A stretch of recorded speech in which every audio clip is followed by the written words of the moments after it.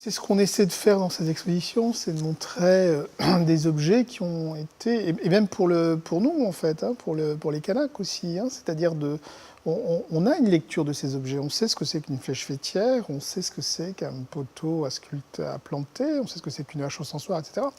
Et on peut en avoir une lecture fonctionnelle, hein, on sait où est-ce qu'on la met, etc. Et là, de les voir comme ça, confrontés les unes aux autres dans une mise en scène, on se met à les regarder différemment. On se met à les apprécier une à une pour ce qu'elles sont, on se met à les comparer.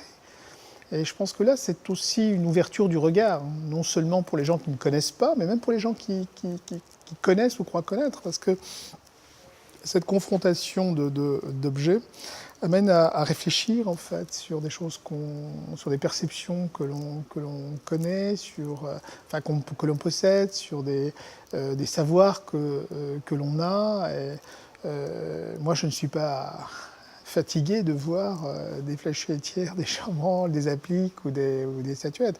À chaque fois, chacune me renvoie à du connu, mais en même temps m'ouvre sur un monde qui lui est propre, qui est son individualité, et probablement derrière elle, l'individualité du moment où un homme d'une culture, kanak en l'occurrence, des îles, de la Grande Terre, du Sud, du Nord, a perçu quelque chose, a su saisir quelque chose du moment qui passe, de ses croyances, pour le transmettre. Donc je pense que ça fonctionne toujours. En tout cas, le projet de l'expo, c'est évidemment essayer de le partager avec un public le plus large possible, et d'essayer de donner aussi quelques clés de lecture à un art qui est souvent assez austère. L'art kanak est souvent relativement...